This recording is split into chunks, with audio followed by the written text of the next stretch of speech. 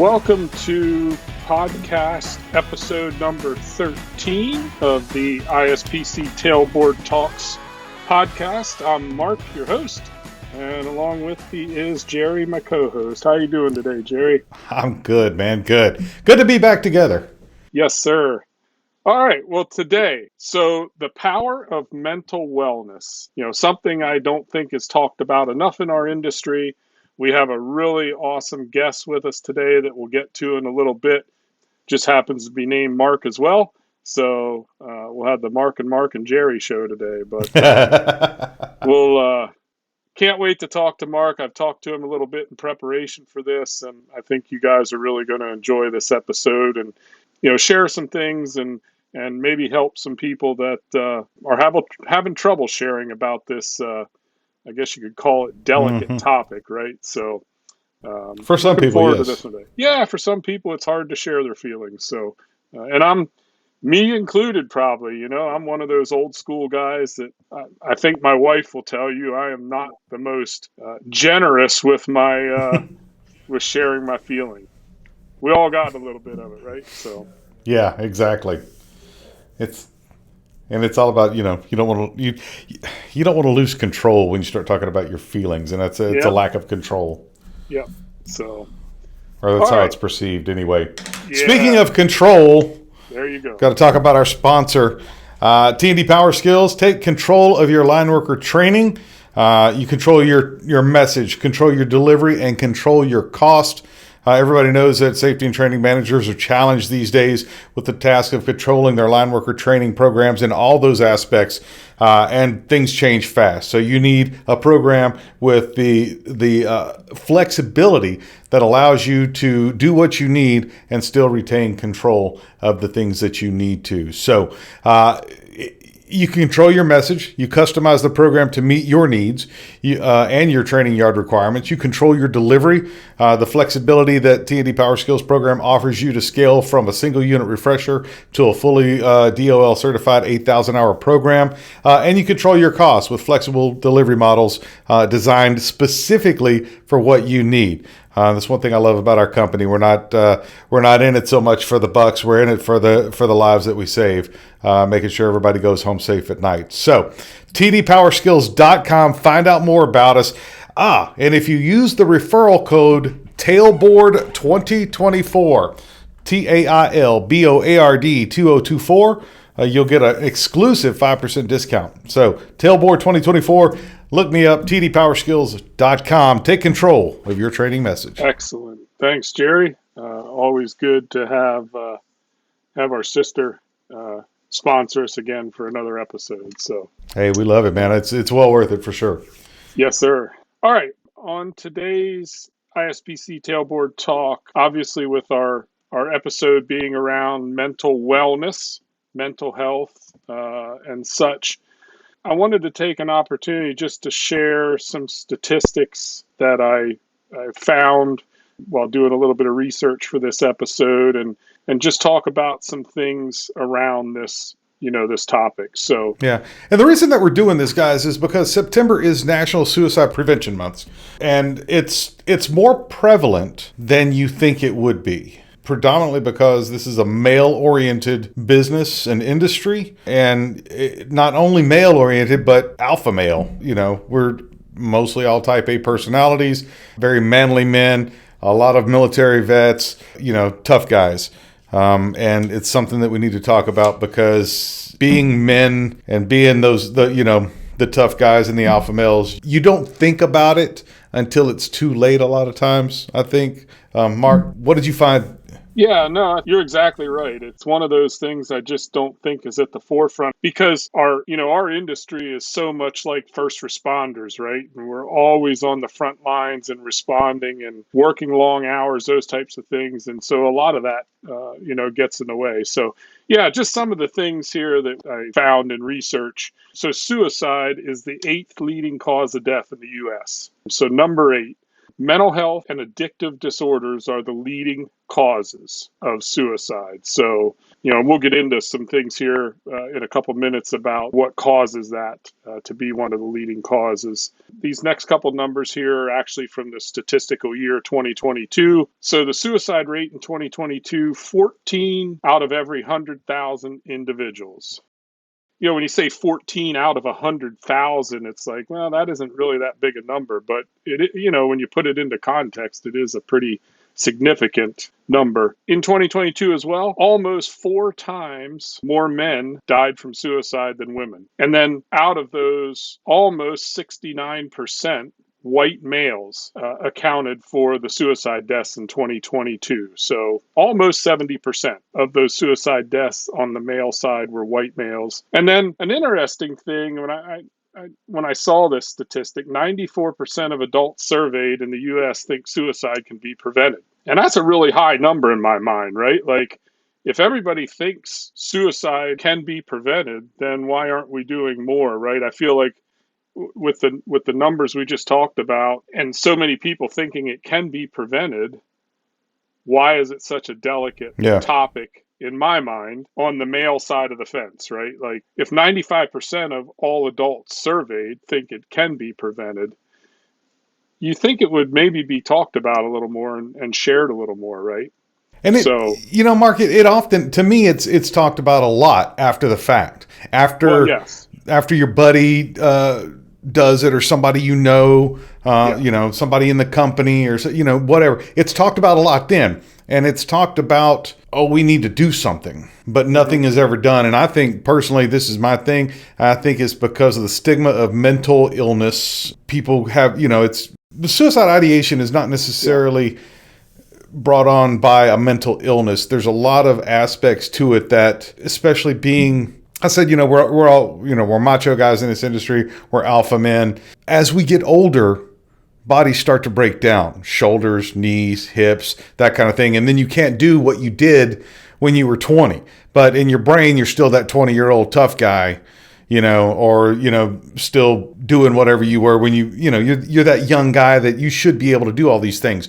And I've seen it as I've gotten older, talking to my friends, I've seen that, this constant pain, this, not being able to get up and down and do what I was doing before, this is bull, man. I should be able to do this. And that leads down that road in some cases. So it's, the stigma of seeking mental help and talking about your feelings and your mental health needs to be addressed. To me, I've lost a couple of friends to suicide, one male, one female. But if we would have talked about it more openly and spoken about it, and if they would have felt, I think that they could have opened up about it and not have been, or at least known that there was somebody there for them and not that was their only way out, kind of thing. I think that would have changed things greatly. Yeah, and I think, one of the things that, Mark and I talked about when we were kind of sharing information before this podcast is larger companies tend to have programs, right, as part of their healthcare packages for wellness programs, right? And we'll get into that, especially when we talk to Mark. But following up from what you said there, Jerry, the one thing I found, the Bureau of Labor and Statistics has categories, right, that they kind of lump people into. And so specific to this topic, there is no utility data. We as utilities fall into the construction industry, which is a much broader industry, right? And so while we fall into that construction industry because we have a lot of similar aspects, I think we have a lot of aspects in the utility world too that maybe don't align quite as well with the construction world when you talk about the really long hours, the storm work, right? Every time the wind blows, the phone rings and you're off to work. And it doesn't matter what's going on in your personal life, right? I missed many a holidays, especially in the summer, where, you're having a Memorial Day or a 4th of July picnic and you got the family over and bam, the phone rings and, well, catch everybody later, got to go to work. You know what I mean? And so, some of the key factors that lead to potentially, the taking you down that that mental wellness path, or I should probably say mental unwellness, right? You talked about working in a competitive, high pressure work environment, right? We're all kind of those alpha males and kind of similar to that military background, competitiveness, sports background, whatever. Being separated from family and friends, right? There's parts of our industry that, doesn't matter where the storm's at, they're going to work it. So, gone weeks at a time, months at a time. Mm-hmm. You mentioned the chronic physical pain, right? That's another one. And I know a lot of us, including myself, are stubborn. I mean, I don't go to the doctor unless I can't fix it on my own. So it's just one of those things. You know what I mean? If I take enough Advil, I'll feel okay. And and then just Vitamin dealing M. with.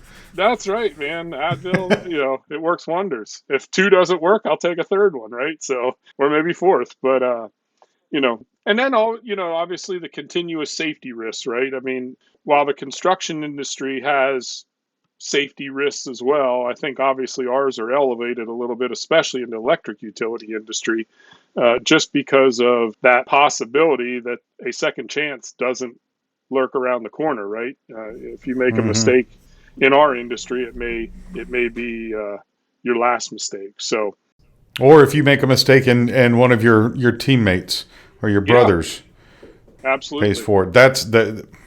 And that goes into the survivor's guilt Yeah, is a huge problem, and I saw that a lot yeah, with military friends and stuff like that. That's a thing, man. That's yeah. So just a couple other statistics here I want to share before we hop into our guests. So, the qualities we just talked about make the construction statistics a good proxy for the utility industry, right? And according to the American Addiction Center, approximately 15% of all construction workers in the US have a substance abuse disorder. That's, in my mind, pretty significant, right? And I know, I worked in the utility industry for 20 years, before getting into consulting and in the utility industry, right? You have your drug testing and alcohol testing and all that stuff, and you have to do it, especially if you have a CDL as well. But to have those barriers in place or those preventions in place to hopefully make sure people aren't coming to work impaired, that seems, again, not a huge number, but larger than it should be, right? And mm-hmm. that's compared to when you compare the construction industry to the general adult population, where that number drops down to about 8.5%, almost two times what the normal general population statistic is for substance abuse. It also shows the CDC shows that construction has the highest rate of overdose deaths among 20 major occupational groups. So again, a fairly big number, 163 deaths out of every 100,000 people. So that's four times the national average. And again, the males, obviously, male-dominated industry, right? That number is much higher for males than it is for other sectors as well. So just puts it in perspective a little, I guess. The addiction thing is I think the key here is because we do work in such a very physically demanding industry, that you see a high rate of knees, Yeah, hips, and shoulders injuries and just fatigue and wearing out. So you get a lot of those pain doctors yeah, just writing scripts, and you got to be careful with that. Watch your buddy. Watch yeah, watch yeah, yourself. yeah, and then just a couple last statistics here, just kind of to put things in perspective before we really dive into this. In the U.S., you're more likely to die from suicide than by an automobile accident or by homicide. Almost 50,000 people a year to suicide. Comparatively, in 2022, about not quite 39,000 automobile accident deaths.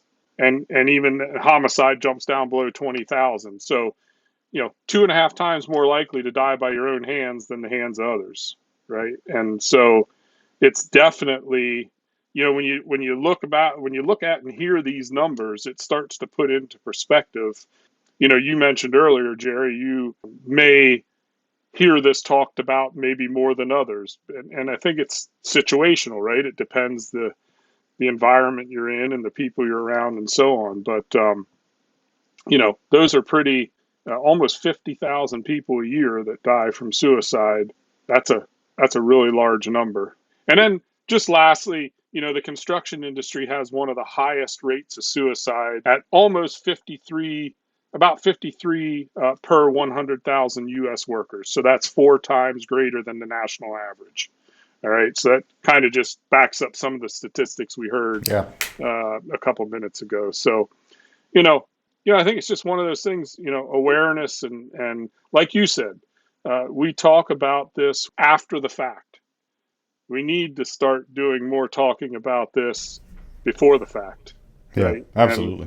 And go down the prevention trail instead of, oh, something happened. And, unfortunately, I think our industry is getting a lot better, but you can look at it even from a safety standpoint, not even talking about suicide, but just talking about safety rules and procedures and those types of things, right? How do all those safety rules get adopted, right? Usually something bad happens to somebody and we make a safety rule about it, right? Or we got to make another procedure so that somebody doesn't do X, Y, or Z and get themselves in trouble. So, I think in general, not just with mental wellness, we need to do a better job, probably not just in our industry, in a lot of industries, about being more proactive and Yeah. preventative than dealing with it after the fact. Like I said, we have a really great guest today that is much more in tune with some of this stuff than probably you and I are. The other thing, before we jump to our guest segment, the other thing that I found, and we alluded to this a little between us here before we started the podcast, is when you're doing research on this stuff, the statistics and the numbers and the information in a lot of cases is not just right there. I had to do some digging to find some of this stuff, right? It's not just like, oh, give me the statistical rates for 2023 and bang, there they are. It's not like that. You really got to dig through a lot of data to find some of this stuff. And is that intentional or is that just the way it is, right? So, but I found it interesting that it was so, I wouldn't say difficult, but it wasn't just right there. I Yeah. had to really go looking for it to be able to get the information together for today. So, all right, excellent. Let's, Jerry, you want to take us into another sponsor? Yeah. Before we get into our guests, we got to talk about our sponsor, which is T&D PowerSkills, one of my favorite places ever and programs ever in the world.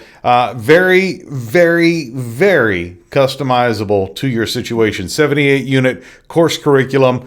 It is designed with the adult learner in mind, and it allows you control. You control your message by customizing the program. You control your delivery with the flexibility, and you can scale it from a single unit refresher to a fully DOL certified 8,000-hour apprenticeship program. If you want to know more about it, all you got to do, give me a call or shoot me a text or an email. tdpowerskills.com. My phone number and email is all over that place. tdpowerskills.com. And if you log in or go there or listening to this, you get a 5% discount. All you got to do is tell me Tailboard 2024 when you talk to me about it, and we'll talk about that. 5% discount. May not seem like a bunch, but it is a bunch. Trust me. Excellent. Thanks, Jerry. Okay, time to talk to our guest. Today, our guest is Mark Taylor. He is a senior advisor of corporate services at Primary Engineering and Construction in Calgary, Alberta, Canada. So a little about Mark. He's been with Primary for about 5 years now. And previous to that, he worked for an electric utility in Calgary for about 35 years in various roles. He's a safety and training professional with more than 35 years experience in the electric utility industry. Demonstrated leadership to implement safety and training programs to large organizations. He's enthusiastic and passionate about utility safety training and civil construction with the knowledge of how to implement new programs into companies. He is the current chairman of the Interutility Overhead Trainers Association, better known as IOTA, and has been with that organization for over 10 years now. He's also approaching 10 years of being a CUSP, which is a certified utility safety professional. Great organization and affiliation to be with as well. So, without further ado, Mr. Mark Taylor, welcome, Mark. How you doing today? I'm doing great. Thank you very much for having me. Yeah, I was kind of surprised when you guys reached out to me, but I'm quite honored to be on your program today to talk about this. I will try and keep my emotions in check a little bit. Yeah, I know. Last week I started writing notes. I was on the road again with my company, and I started writing some notes in the hotel room and started bringing back some emotions again. So yeah, we'll try and work our way through this, and we'll see where we absolutely. go. Maybe just a little bit of a background on this. I started talking about this at primary 5 years ago, talking about mental health, and it was good for me to talk about it because it was good for my healing to Hmm. remember where I came from. We just had our IOTA conference in Boston in August this year, and I finally decided to use this as a safety moment to start the conference and talk about my journey briefly. And it's the first time I've kind of gone out in front of a crowd of about 300 people and done Yeah, this, right? And I was stunned by the reaction of it. Let's put it that way. And I thought, you know what? If I can, and I do this, if I can help one person, really help one person, just sure. and when I get into my story, you'll see that how it was one person that kind of gave me the push in the right direction. Yeah. I know I heard good things about your talk you had at IOTA here just this probably about 2 months ago, a month and a half ago, and so one of the reasons that we wanted to to have you on as a guest, Mark, was because of that, and I know Mac from previous experiences, so no, I think this is it's like you said, it's medication, it's healing, right? It's part of your process to deal with what you had to go through, and we'll hear that here shortly. So, pleasure to have you on today. Let's start out, if you don't mind, maybe just give us a little background about your journey, more from a career standpoint, before we dive into the other stuff. Just kind of a little bit about how you got to where you are today. What's the career journey look like for Mark? Okay, it's a long and winding road. As most of us are, right? I started off as when I got out of high school as an apprentice electrician, working in the oil and gas industry is very quite prominent here in Alberta. So I was working on a lot of gas plants and stuff like that. And then in the mid '80s, so I'm going to tell you, I'm 60 years old now. So you guys, we can all stop the math, right? Okay. So in the mid '80s, the bottom fell out. The oil and gas, I mean, it went down to pennies on the barrel, stuff like that. So I had to find a kind of a new career, and I went to the city of Calgary, electric system, and with the intention of becoming or being an electrician. Didn't quite work out that way. They started me off in the utility as a laborer, and I stayed there for about 10 years. Then I applied for the apprenticeship to be a line apprenticeship into the line apprenticeship trade. I went through pole climbing school and I went through the selection process.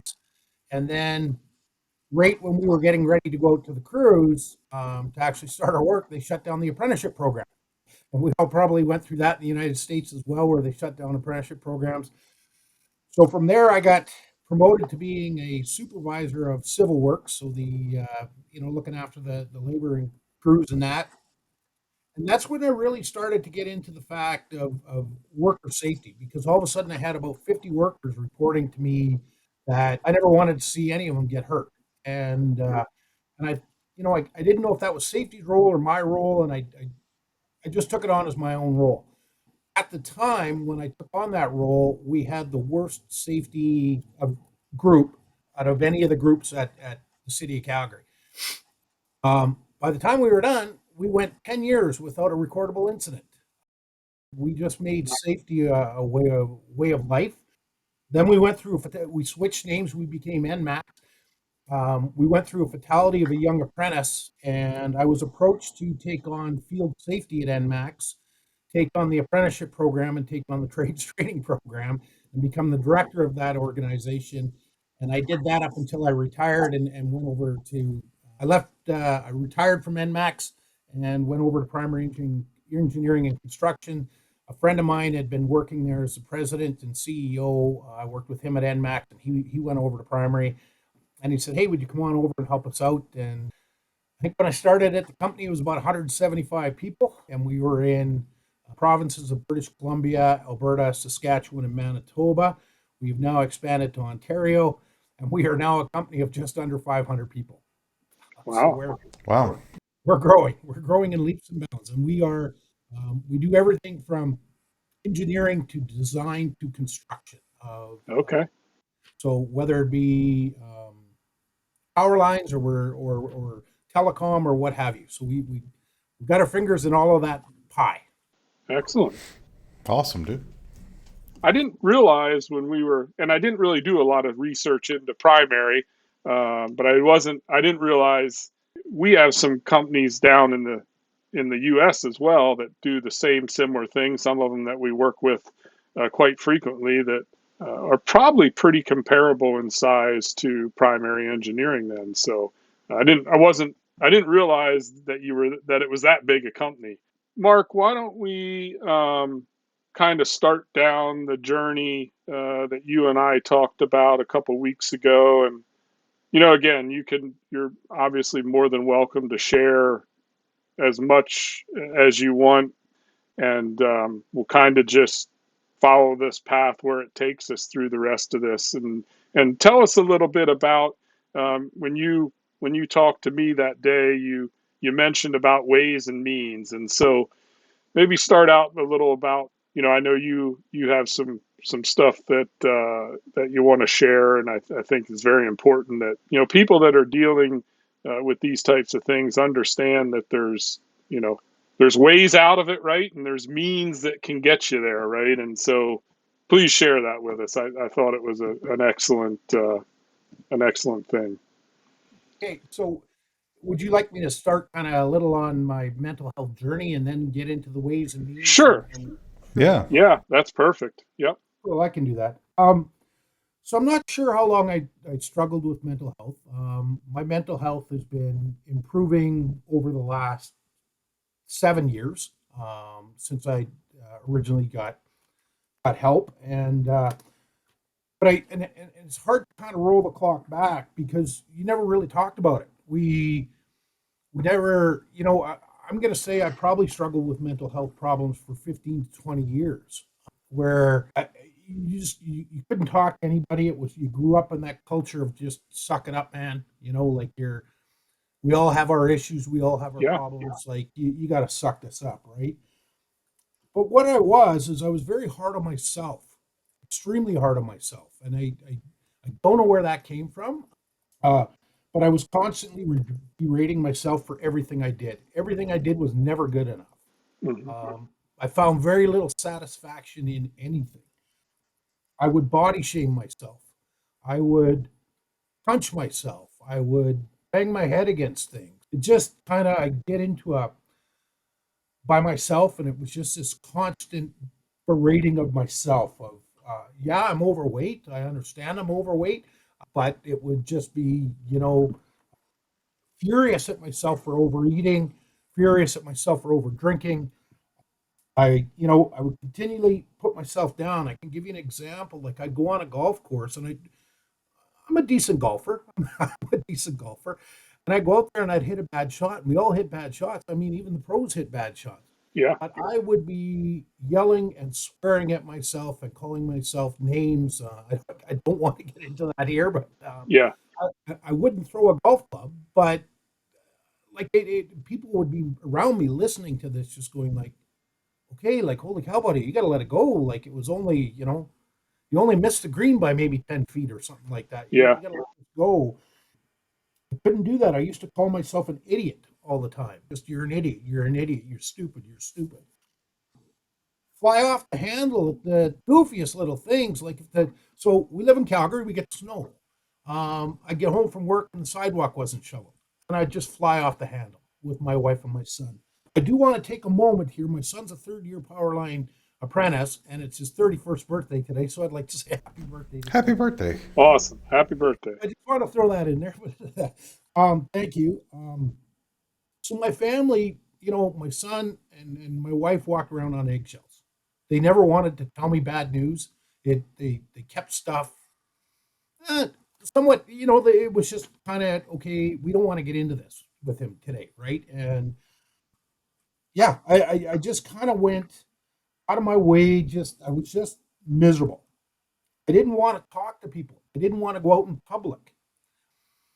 Really, just wanted to be alone all the time. Be alone. Like if my wife Shelly, and she's a fantastic woman.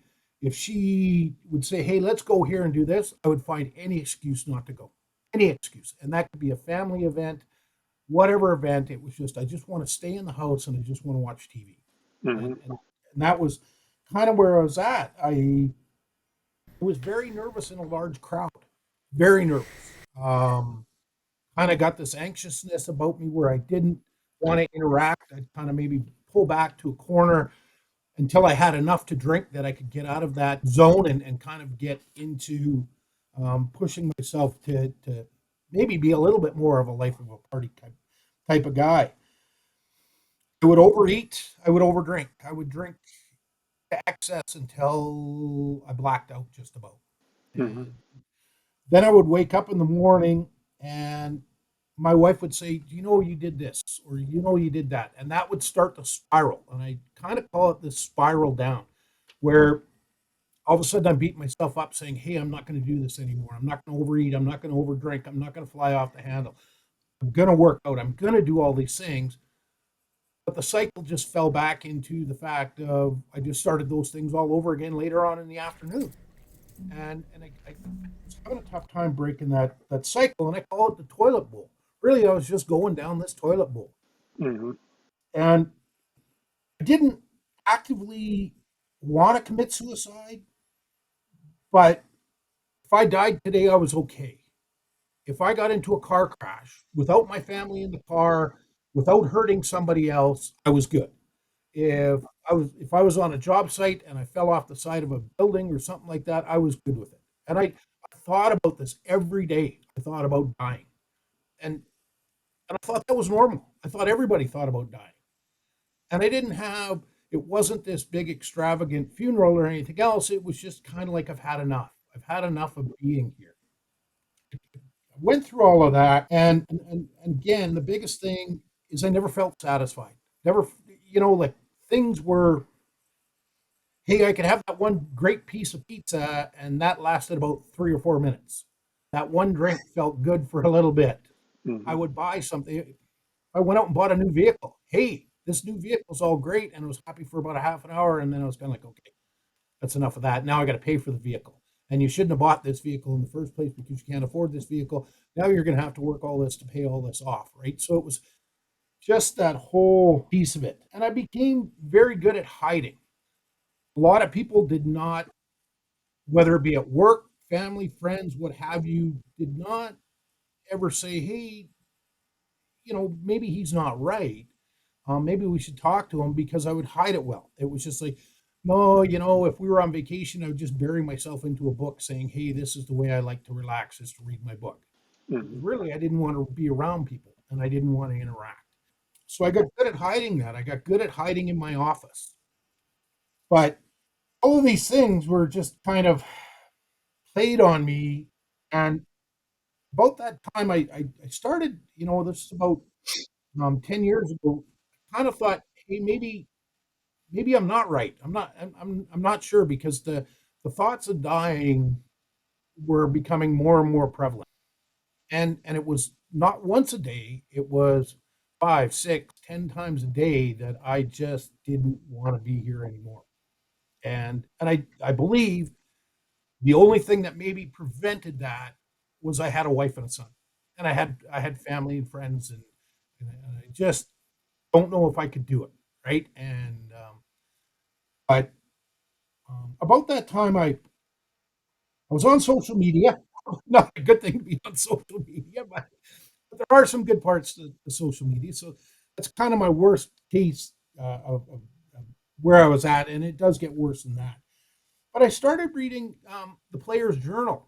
So the one thing I did love about Twitter, for example, or X or something, whatever it's called now, is I was a little bit of a news junkie. And I love the fact you could kind of get the news in like 30-second bursts, and you could open a story if you wanted to open a story. I started reading this Player's Journal, and these are pro athletes, and these are the people are playing in the NHL, the NFL, all these things, and they're starting to talk about a little bit about their journey and how they feel.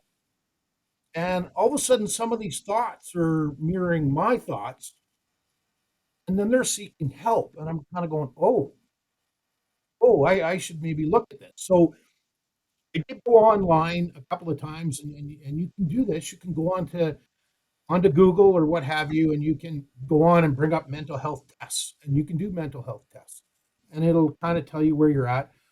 Of course, I manipulated the results so it didn't look like I had a mental health issue because I still didn't want to talk about having a mental health issue. So I would get the initial results. You just do this online quiz, and then all of a sudden, like, nah, I'm not like that. No, I don't. No, I don't think about dying. So that and no, I don't berate myself, and no, I don't overdrink, and no, I don't overdo this. And I would manipulate the results. But in the back of my mind, I knew something wasn't 100% right. So then this all kind of led to this. I call it the meltdown, and I'm kind of glad I had the meltdown. We were away on a boys' golf trip. We were down in Coeur d'Alene, beautiful Coeur d'Alene, and that was kind of one of our places I was going on a golf trip. And the pressures from work, the pressures from everything were just insurmountable. And I'm going, hey, I got to get out of here. This golf trip's going to be great for me. I'm gonna have a great time. Well, I'll tell you, I played about the worst golf of my life. I was lucky if I could thud the ball down the yard, down the fairway 50 yards, and just berate myself and get into arguments with these guys that are buddies of mine, and get into these arguments and everything else. And the one night we were having an argument, I was having an argument with my roommate over which hockey game to watch and who was the better hockey. I got quite aggressive on it, and not physical aggressive, but just really like a hockey game. At the end of the day, we got no money riding on. He went for a walk and he came back and we sat down and he asked me if I was all right. And I started crying and I was just like, I don't think I'm all right. And he says, I don't think you're all right either. And he explained to me what his wife had gone through. And it was very similar to what I was going through. And we sat there all night and I probably bawled like a baby over everything that had happened and how bad I was and really how terrible a person I thought I was, or I was at the time, or am. And he stayed with me. We came home from the golf trip. I sat down with my wife and I said to her, I said, I think I need to make an appointment. I don't think everything's all right. Um, from there, I made an appointment with a family doctor. So if you don't have a family doctor or you can't, try and get a family doctor. Try and get somebody that understands a little bit about you. But you can do this through a walk-in clinic as well. I went to my family doctor. I kind of broke down to her. She said to me that she had seen some signs and symptoms over the years. We did we did a test, a couple of them, and that was my journey of getting better. That kind of leads us to the ways and the means of things. And so there are ways of getting better. Now, in Canada, if you want to go into a provincial program or a government program, it takes about 3 months to get into this program. That's how big the waiting list is. So that's one way in. And I was going 3 months. Like I can't do 3 months. Like I'm here. I've emptied my soul, and now you're going to tell me 3 months. There was some other online programs that I could take, and And I know Mark has pumped up a couple of websites here, one in Canada and one in the US, where you can, there's online help for free where you can talk to somebody. And I would recommend you do that. Um, so that's part of the ways, but the other means that I talk about is this takes money. So I decided to go with private counseling, and most company benefit programs have a cap on how many dollars you can spend. The average counselor, I'm going to say, is $150 to $250 an hour. So if you've got $1,000 in your benefit plan and generally they put them in buckets. So like massage is in a bucket, mental health might be in a bucket, physiotherapy. So you've only got so many dollars. Um, we were fortunate. My son was not living at home, like he was moved out and working and everything else. I kind of want to put that in perspective. Yeah. He was doing his adult thing, and our house was paid for, our vehicles were paid for. I was making good money. So I decided to go the private route. And that private route cost me about $200 a session. After the first session, I was going twice a week. Then it kind of went down to once a week. But, and this went on. I was going at least once a week and then kind of down to that went on for a period of about 3 months until I got stabilized. I was giving drugs to help with my mood. I'm still on drugs today. I'll probably be on drugs for the rest of my life, just so everybody knows that. And I'm fine with that. I am absolutely fine with that. But my counselor was excellent. Like we delved into all sorts of issues of, like and you kind of going into counseling is tough. But I got to tell you, I left there the first day and I wanted to run a marathon. I'd never felt so high and so satisfied. And she was kind of like, I got you. We're going to be okay here. And we're going to get into these things on why you're so tough on yourself. And I was just like, well, I don't want to dig into my childhood. I had a decent childhood, or a good childhood. I'll say that, a really good childhood. We weren't rich, but we didn't do without. Let's put it that way. I'll throw this example at you guys. If there was after the 72 Summit Series, that's when Canada-Russia Hockey Series, the international team started coming over to Canada to play. If they played in Calgary, my dad got us tickets.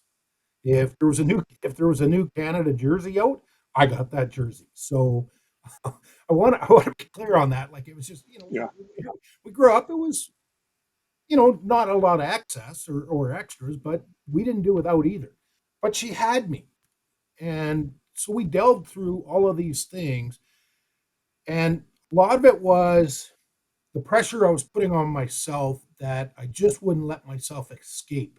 And so we worked on some things to escape. One of those things that I love to do is love to drive. And I got to tell you guys, I am the world's greatest rock and roll blues country singer on the face of the planet in my car, going down, going down the highway. Aren't we all? Aren't we all? So if you pass me on the highway, you are going to see me singing. I kind of thought this was going to happen, and we're coming up on about an hour, and I don't want to. We're probably at a good point right now to stop. We're definitely going to have you back for part 2 of this. We have so much more to talk about, and so why don't we? I want to hear more later about the Players Journal. We got to talk about that. We have to talk about. I have so many questions about you because Mark, I think I mirror a lot of what you said that started your journey to mental health.